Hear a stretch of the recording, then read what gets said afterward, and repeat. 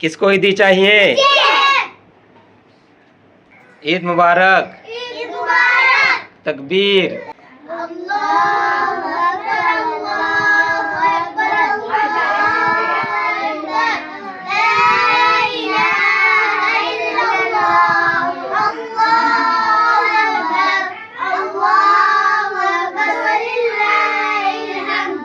हाँ, यहाँ नादिया सदूस ने पूरे रोज़े रखे थे रमज़ान के, और आमना ने कुछ छोड़ दिए थे, ज़्यादातर रखे थे। उसके बाद अरहम ने पूरे रोज़े रखे हैं।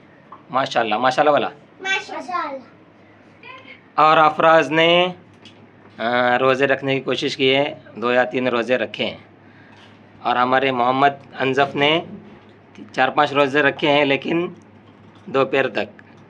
और हमारे अब्दू ने एक दिन में 5 रोज़े रखे हैं।